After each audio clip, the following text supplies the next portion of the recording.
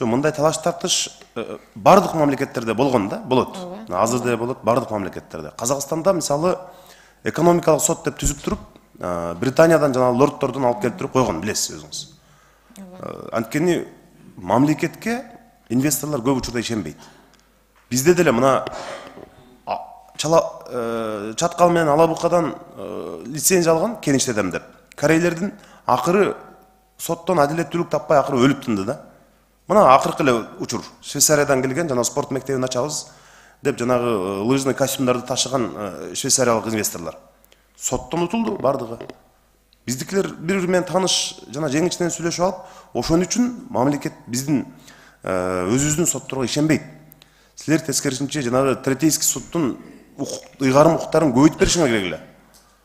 Ошол чечет да, болбосо мамлекетке келген инвестор мындай эметпейт. Ошон үчүн да акыркы жылдары бүт мындай бир түзүгүрөөк инвестор жок. Бүт Кудайдан жок ачкан жанагы эмелердин баары ошон үчүн келип атат.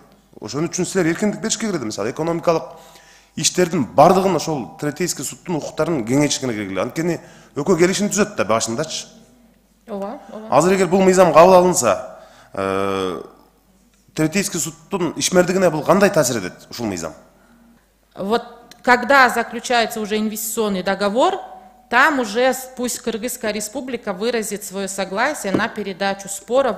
Если там это будет прописано, то таким образом тогда Кыргызская республика выражает свое согласие письменное на передачу спора в арбитражный суд. Но не так, как что вот просто инвестор захотел и сам передал в арбитражный суд.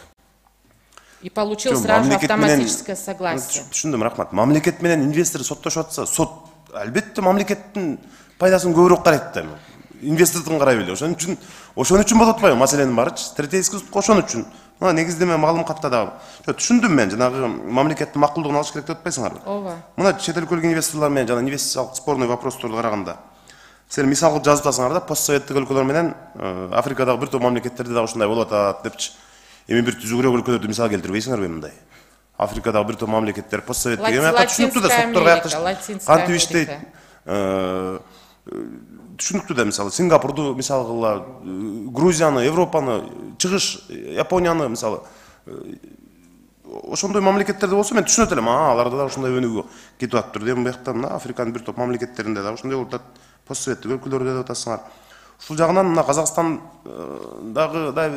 ыкманда ойлонуп көрүшүбүз керек биз келечекте. Сотторду сырттан алып кетип атпайбы? Казактар деле жыргагандан андай кылган жок. Мисалы жанагы Британиядагы